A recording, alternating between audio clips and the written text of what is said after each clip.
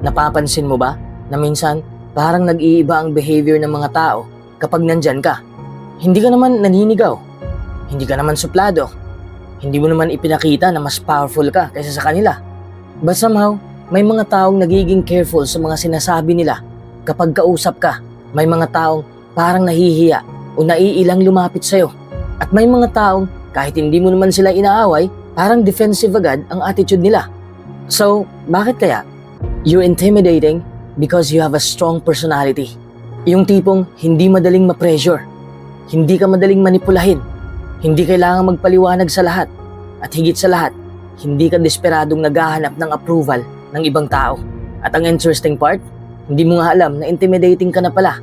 You're simply being yourself. Kaya sa video na ito, pag-uusapan natin ang 8 signs na meron kang strong and intimidating personality. At habang pinapakinggan mo ang mga signs na ito, baka may mapansin kang something about yourself na matagal mo nang hindi nare-realize. Because the thing that makes you intimidating is the fact that you know who you are and you don't need everyone to approve of it. So, kung curious ka kung isa ka sa mga taong may ganitong personality, stay until the end because you might recognize yourself in more of these signs than you expected. Una, hindi ka desperadong magustuhan ng lahat. Isa sa mga pinaka-obvious na signs na strong ang personality mo ay kapag hindi mo na kailangan mag-effort ng sobra para lang magustuhan ka ng lahat. Hindi ibig sabihin na wala kang pakialam sa ibang tao or gusto mong maging cold. You still care. You still respect people and you still know how to be kind. Pero dumating ka na sa point na naiintindihan mong hindi lahat ng tao ay magiging comfortable sa'yo. And that's okay. Hindi mo na kailangang baguhin ang personality mo every time may taong hindi ka nagustuhan. Kasi kung buong buhay mo, susubukan mong maging version ng sarili mo na acceptable sa lahat, eventually, mawawala na rin sa'yo kung sino ka talaga. Siguro dati, malaking bagay sa'yo kapag may taong nagbago ng tingin sa'yo. Kapag may hindi nag-reply, iniisip mo kung may nagawa ka bang mali. Kapag may taong tahimik sa'yo, iniisip mo kung galit ba siya. Kapag may narinig kang negative comment tungkol sa'yo, gusto mong agad ipaliwanag ang side mo. But as you grow older, you slowly realize that you don't have to be liked by everyone to be worthy. Hindi mo kailangang habulin ang approval ng mga taong hindi naman talaga nag-effort na kilalanin ka. Sometimes, people will misunderstand you no matter how carefully you explain yourself. At minsan, kahit gaano ka kabait, may taong gagawa pa rin ng sarili nilang version ng story tungkol sa'yo. At dito nagiging intimidating ang isang tao. Kasi kapag hindi ka desperate for approval, hindi ka madaling kontrolin. Hindi ka basta-bastang sasang-ayon dahil lang ayaw mong may ma-disappoint. Hindi mo gagawin ang isang bagay na against sa values mo just because everyone else is doing it. At kapag sanay ang isang tao na people pleaser ang kaharap niya, magiging surprising para sa kanila kapag nakatagpo sila ng taong marunong tumayo sa sarili nilang desisyon. They may call you stubborn, too independent, or even intimidating. But what they're really seeing is someone who finally learned how to choose themselves.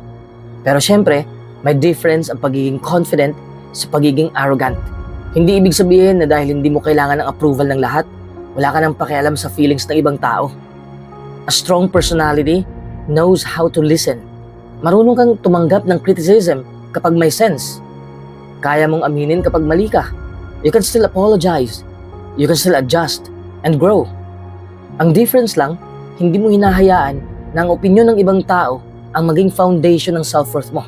You can listen without automatically obeying. You can accept criticism without allowing it to destroy your confidence. You can be kind without becoming desperate to be accepted. At kapag dumating ka sa ganitong mindset, mapapansin mong mas peaceful ang buhay mo. Hindi mo na kailangang i-check kung sino ang nag-like sa'yo, sino ang nag-unfollow, sino ang may problema sa'yo, or kung ano ang sinasabi ng ibang tao behind your back. You start focusing on your own life, your own goals, your own growth. And that's when you realize something powerful. You don't need everyone to like you. You just need to remain honest with yourself. Because at the end of the day, mas nakakatakot mawala ng sarili dahil sa kakasubok mong pasayahin ng lahat kaysa tanggapin na may ilang tao talagang hindi para sa'yo. And when you finally become comfortable with that, you become harder to manipulate, harder to pressure, and much more confident in who you are. That's not being intimidating for the sake of intimidation. That's simply knowing your worth. Pangalawa, hindi ka madaling ma-pressure.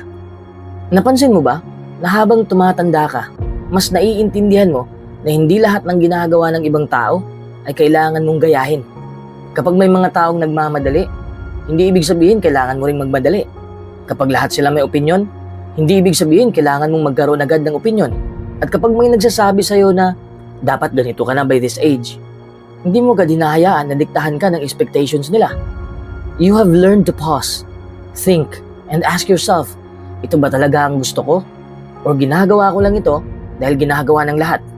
At malaking bagay yon, kasi maraming tao ang gumagawa ng desisyon dahil natatakot silang mapag-iwanan. Sometimes, pressure doesn't even come from people directly. Galing ito sa social media. Nakikita mo ang kaedad mo na may sariling bahay, may bagong sasakyan, successful na ang career, nakakapag-travel na, may business, or seemingly perfect ang relationship. Tapos mapapaisip ka, bakit parang ang layo ko pa? Pero ang hindi mo nakikita ay yung full story behind their highlight reel. You're comparing your behind the scenes to someone else's best moments. At kapag strong ang personality mo, natututo kang umatras sandali at sabihin sa sarili mo, hindi ko kailangang habulin ang timeline ng ibang tao. Your journey is your journey. Hindi mo kailangang magmadali para lang mapatunayan na successful ka rin. Hindi ka rin madaling ma-pressure ng barkada. Kapag may nagyayaya sa'yo na gawin ng isang bagay na hindi ka komportable, kaya mong tumanggi kahit sabihin pa nilang, ang KJ mo naman. Hindi mo kailangang sumabay sa desisyon ng majority just to avoid feeling left out. Kaya mong sabihin, you guys can do it, but I'm not comfortable with it. And you don't need a 20-minute explanation afterward. Kasi naiintindihan mo na ang pagiging part ng isang grupo doesn't mean surrendering your judgment. You can belong without blindly following. You can have friends without allowing them to decide everything for you. At minsan, ang pinakamahirap na pressure ay yung pressure na nanggagaling sa pamilya, nanggagaling sa society, or even sa sarili mo. Dapat may trabaho ka na. Dapat settled ka na. Dapat ganito na ang buhay mo. Naririnig natin ang mga salitang yan. At minsan, kahit ayaw natin, nagsisimula nating maramdaman na parang late na tayo. But eventually, you realize that life is not a race where everyone has the same starting point, the same circumstances, or the same destination. Hindi mo kailangan gumawa ng permanent decision dahil lang temporary kang pressured. Sometimes, the strongest thing you can do is slow down, breathe, and say, I'll decide when I'm ready. At yun ang dahilan kung bakit intimidating ang taong hindi madaling ma-pressure dahil hindi mo siya madaling hilahin kung saan mo gusto. Hindi mo siya madaling makontrol gamit ang guilt, gamit ang comparison, or fear of missing out. They can listen to your opinion, but they will still think for themselves. They can respect your advice without automatically following it. And when everyone else is running in one direction, they have the courage to stop and ask, wait, is this even the direction I want? Because sometimes, true strength is not about being the fastest person in the room. It's having enough self-control to refuse to run when you don't even know where everyone is going. Pangatlo, you can walk away from people you love. Isa sa pinakamahirap na klase ng lakas ay yung kaya mong lumayo kahit mahal mo pa ang isang tao. Kasi aminin natin, mas madaling umalis kapag galit ka. Mas madaling mag-cut off kapag wala ka ng feelings. Pero paano kung mahal mo pa? Paano kung may memories kayo? May pinagsamahan kayo? May mga moments na hindi mo basta-basta makakalimutan? Doon mo marirealize na sometimes walking away doesn't mean you stopped caring. Ibig sabihin lang ito, natutunan mong hindi lahat ng taong mahal mo ay dapat manatili sa buhay mo forever. May mga tao talagang mahal natin, pero hindi na healthy para sa atin. Maybe every conversation with them leaves you emotionally drained. Maybe paulit-ulit kang nasasaktan, pero paulit-ulit mo ring pinapatawad. Maybe lagi mong inuunawa ang side nila, pero kapag ikaw naman ang nangangailangan ng understanding, parang wala sila. And because you love them, you keep making excuses. Baka magbago pa. Baka kailangan lang niya ng time. Baka ako na lang umintindi. Hanggang sa hindi mo namamalayan, you're slowly sacrificing your peace just to keep a relationship alive. At minsan, kailangan mong tanungin ang sarili mo, am I staying because this relationship is still good for me? Or am I staying because I'm afraid of losing this person? At ito ang mahirap tanggapin. Love is not always enough. You can love someone deeply and still recognize that you are not good for each other anymore. You can appreciate everything they did for you and still decide that you need distance. You can remember the good memories without using those memories as an excuse to tolerate the bad ones. Hindi ibig sabihin na kapag umalis ka, fake lahat ng pagmamahal mo. The love was real, but the relationship simply reached a point where staying was hurting you more than leaving. And that's a painful truth, because sometimes the person you're walking away from is not necessarily a bad person. Maybe they're simply no longer good for the version of you you're trying to become. Kaya minsan, ang tunay na strength ay hindi yung marunong kang lumaban para sa isang tao. Strength is knowing when to stop fighting for something that keeps breaking you. Hindi mo kailangang maghintay hanggang tuluyan mong kamuhian ng isang tao bago ka umalis. Hindi mo kailangang magkaroon ng dramatic ending para maging valid ang desisyon mo. You don't need to prove that they were the villain. You can simply say, I love you, but I can no longer continue like this. At oo, masakit yon. You may miss them. You may question your decision. May mga gabing maiisip mong baka dapat bumalik ka. But missing someone doesn't automatically mean you made the wrong decision. You can miss someone and still know that leaving was necessary. At habang tumatagal, maiintindihan mo na ang paglayo ay hindi palaging punishment. It can be protection. Protection of your peace, your self-respect, your future, and sometimes even your ability to love yourself again. Hindi mo kailangang dalhin ng isang tao sa bawat chapter ng buhay mo just because they were important in the previous one. Some people are meant to be part of your story, but not necessarily the entire story. And maybe that's one of the strongest things you can learn. You can love someone, wish them well, appreciate what you had, and still choose to walk away. Dahil ang tunay na pagmamahal sa sarili is having the courage to let go when staying means losing yourself. Pang-apat, you're comfortable being misunderstood. Isa sa mga sign na mas naging strong ka emotionally ay kapag dumating ka sa point na komportable ka ng ma-misunderstand. Hindi ibig sabihin na wala ka ng pakialam sa sasabihin ng ibang tao. Of course, masarap pa rin sa feeling kapag naiintindihan ka, lalo na ng mga taong mahalaga sa'yo. Pero natutunan mo na hindi mo na kayang kontrolin kung paano ka i-interpret ng ibang tao. Kahit gaano ka careful sa words mo, kahit gaano mo ipaliwanag ang intensyon mo, may mga taong pipili pa rin tingnan ka sa perspective nila. And sometimes, you have to be okay with that. Siguro dati, kapag may taong nagkaroon ng maling impresyon sa'yo, automatic gusto mong ayusin agad. Gusto mong ipaliwanag ang buong storya. At minsan, nauubos ang energy mo kakapaliwanag sa mga taong hindi naman talaga interested na intindihin ka. Habang tumatagal, mapapansin mo that not every misunderstanding needs your response. May mga bagay na mas magandang hayaan mo na lang dahil ayaw mo nang gawing trabaho ang kumbinsihin ang lahat tungkol sa kung sino ka. And here's the uncomfortable truth. Some people will misunderstand you no matter what you do. Kapag tahimik ka, sasabihin nilang suplado ka. Kapag nagsalita ka, sasabihin nilang mayabang ka. Kapag nag-set ka ng boundaries, sasabihin nilang nagbago ka na. Kapag tumanggi ka, sasabihin nilang selfish ka. Kapag pinili mong lumayo, sasabihin nilang feeling superior ka. You can spend your whole life trying to manage everyone's perception of you. Pero wala ka talagang matatapos. Kasi bawat tao may sariling experiences, may sariling insecurities, expectations, at perspective. They're simply seeing you through their own lens. Pero hindi ibig sabihin ito na kapag may nag-call out sa'yo, automatic ignore mo na. A strong person still knows how to self-reflect. Kapag may criticism na may katotohanan, kaya mong pakinggan. Kaya mong sabihin, maybe there's something I need to work on. That's maturity. Ang difference lang, hindi mo hinahayaan na bawat opinion tungkol sa'yo ay maging definition ng identity mo. You can listen without losing yourself. You can accept that you made a mistake without believing that you're a terrible person. You can apologize when necessary, but you don't have to spend the rest of your life begging someone to understand your intentions.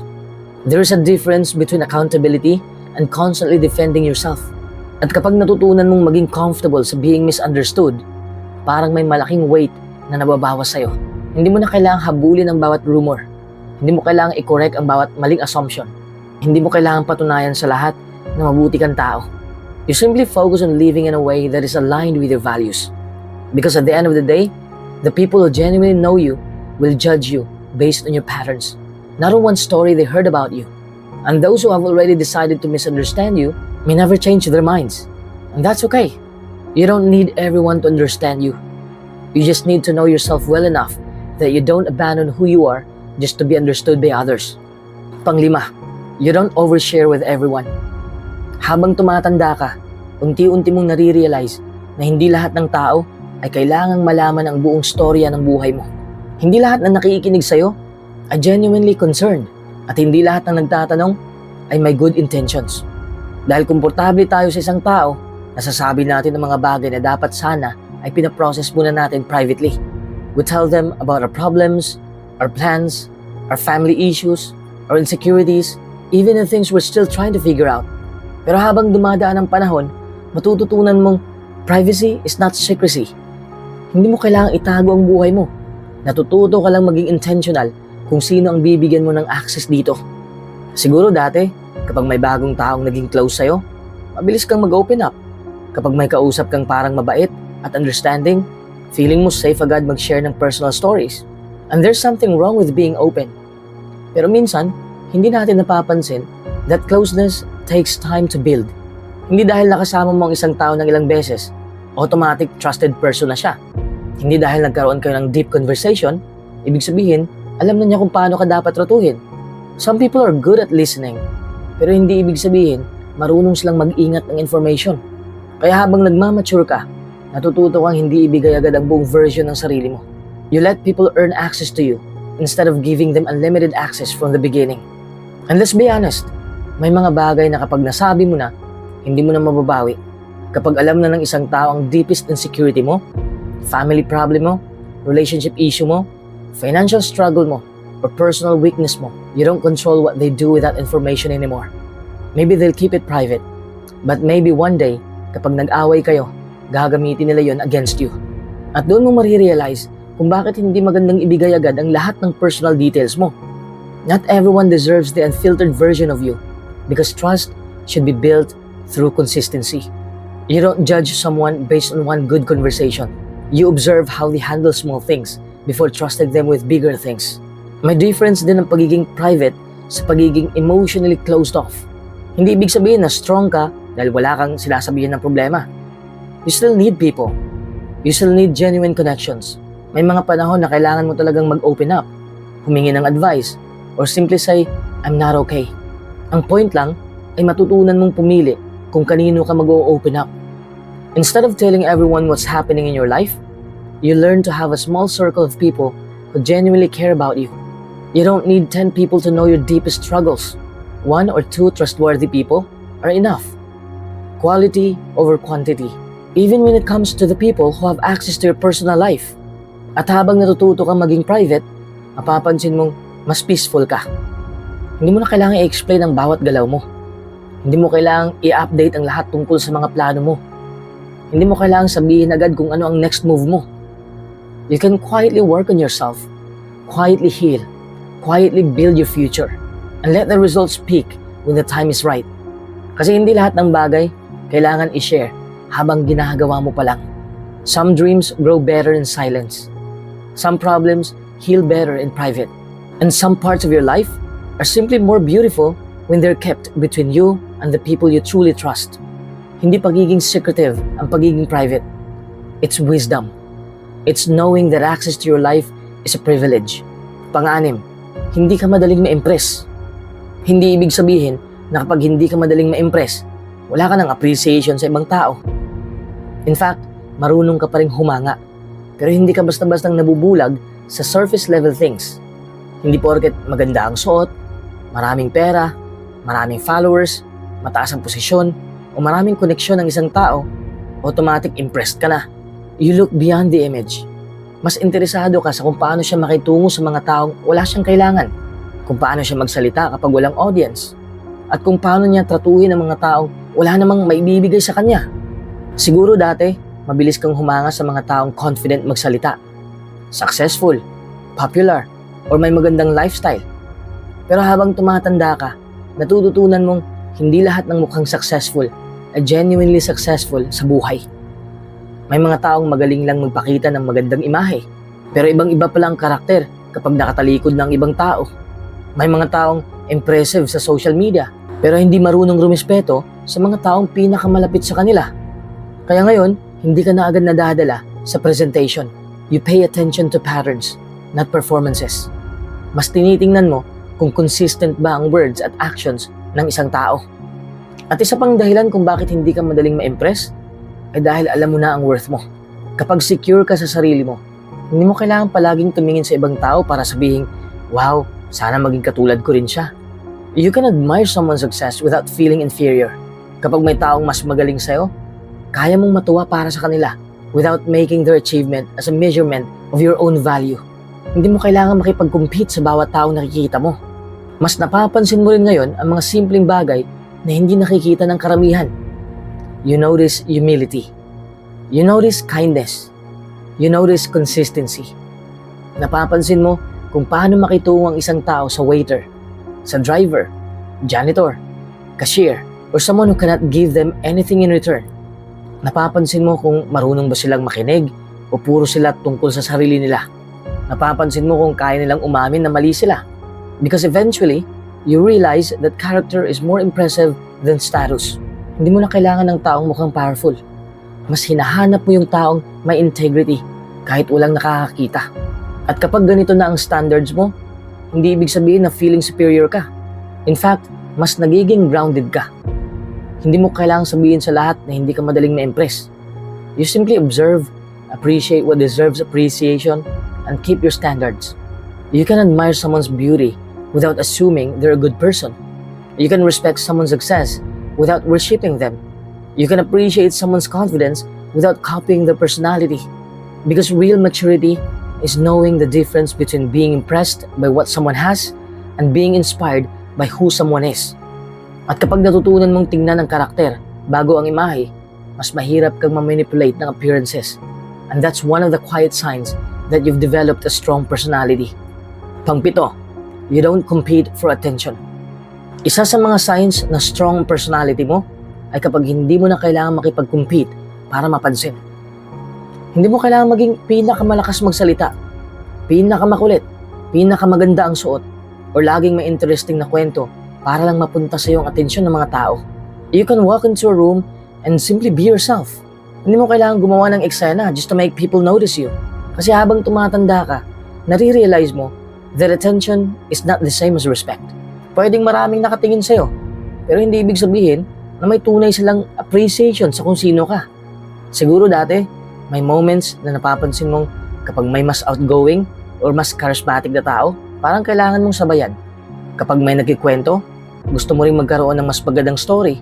Kapag may taong nakakakuha ng compliments, napapaisip ka kung paano mo rin mapapansin. At kapag may taong hindi ka pinapansin, minsan instinct natin na gumawa ng paraan para makuha ulit ang atensyon nila. But eventually, you realize how exhausting that is. You don't need to audition for a place in someone's attention. Kung kailangan mong magpanggap, mag-overperform, or constantly prove yourself para lang mapansin ka, maybe that's not the kind of attention you really want. Kapag secure ka sa sarili mo, kaya mong hayaan ng ibang tao na magkaroon ng spotlight. Kung may taong mas magaling magsalita, let them speak. Kung may taong mas funny, laugh with them. Kung may taong nakakatanggap ng compliments, you don't have to feel threatened. Their moment doesn't take anything away from you. Someone else's light doesn't make yours disappear. At ito ang malaking difference ng insecure at secure na tao. Ang insecure person, minsan iniisip na kapag may ibang umaangat, kailangan niyang bumawi para hindi siya mapag-iwanan. Pero ang secure person can genuinely celebrate other people's wins without feeling like they lost something. Hindi mo rin kailangang ipagsigawan ang lahat ng ginagawa mo. May mga achievements na hindi mo kailangang i-post agad. May mga goals na hindi mo kailangang i-announce. May mga pagbabago sa buhay mo na pwedeng ikaw lang munang nakakaalam. You can work in silence and let the results introduce you later. Hindi mo kailangang sabihin sa lahat kung gaano ka ka-busy, gaano ka ka-successful, or kung gaano kalaki ang improvement mo. Sometimes, the most powerful thing you can do is quietly build yourself while everyone else is busy trying to prove themselves. At kapag dumating ka sa point na hindi mo na kailangan makipag-agawan para sa atensyon, mas nagiging peaceful ang buhay mo. Hindi mo na iniisip kung bakit mas maraming likes ang ibang tao. kung bakit mas maraming compliments ang natatanggap nila, or bakit mas napapansin sila sa isang grupo. You stop measuring your worth through other people's reactions. Because real confidence doesn't need an audience. Hindi mo kailangan maging center of attention para magkaroon ng presence. Yung taong tahimik lang, comfortable sa sarili, hindi desperate mapansin, at hindi threatened kapag may ibang umaangat, siya pa ang taong pinaka nakaka-intimidate. Because when you no longer need attention, you become powerful enough to give it freely to others without feeling like you're losing anything. Pangwalo, you don't need to prove that you're intimidating. Kapag tunay na strong ang personality mo, hindi mo kailangang ipakita sa mundo na intimidating ka. Hindi mo kailangang maging cold. Hindi mo kailangang maging masungit o tahimik ng sobra or intentionally gumawa ng distance para isipin ng ibang tao na powerful ka. Real confidence doesn't need a performance. Kapag secure ka sa sarili mo, hindi mo kailangang magpanggap na mas tough, mas mysterious, or mas powerful kasi sa tunay mong personality. Minsan kasi, may misconception tayo na ang pagiging intimidating ay tungkol sa pagiging scary. Akala natin kailangan lagi tayong serious, hindi approachable, o dapat may certain attitude para respetuhin tayo. Pero hindi yun ang tunay na strength. You can smile and still have boundaries. You can be kind and still be difficult to manipulate. You can listen to people without allowing them to control your decisions. You don't have to make people afraid of you just to make them respect you. Ang respeto na kailangan mong habulin gamit ang pananakot, attitude, or superiority ay hindi rin ganun katibay. Mas powerful yung respect na naturally nabubuo dahil nakikita ng mga tao na consistent ka sa values mo. At mapapansin mo, the stronger you become internally, the less you feel the need to announce it. Hindi mo kailangang sabihin na alam mo ang worth mo. Makikita yon sa paraan ng pag-set mo ng boundaries. Hindi mo kailangang sabihin na I don't tolerate disrespect. Makikita yon sa mga bagay na pinipili mong hindi na pag-aksayahan ng energy. Hindi mo kailangang sabihin na I can walk away. Makikita yon kapag marunong kang umalis sa mga sitwasyon na paulit-ulit kang binabastos. Your behavior becomes the proof. Hindi mo kailangang i-advertise ang strength mo dahil nararamdaman na yon sa paraan ng pagdala mo sa sarili mo. And here's another important thing. Being intimidating doesn't mean you're better than everyone else. Kung kailangan mong maliitin ng ibang tao para maramdaman mong powerful ka, that's insecurity wearing a confident outfit. Ang taong tunay na secure sa sarili niya ay kaya niyang maging humble. Kaya niyang makinig.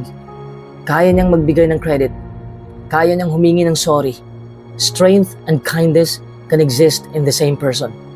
Hindi mo kailangang piliin between being powerful and being compassionate. Kaya kung may mga taong nagsasabing intimidating ka, don't automatically take it as something negative. Ask yourself why. Are you intimidating because you're arrogant or because you're confident? Are you making people feel small? Or are they simply not used to someone who has strong boundaries and doesn't desperately seek approval? Kasi sa huli, the goal is to become someone who is deeply grounded in who they are. Someone who knows when to speak and when to stay silent. Someone who knows when to hold on and when to let go. Someone who doesn't need to prove their worth because they already know it. And maybe that's the strongest kind of presence there is. You don't have to tell people you're strong. You simply live in a way that makes your strength impossible to ignore.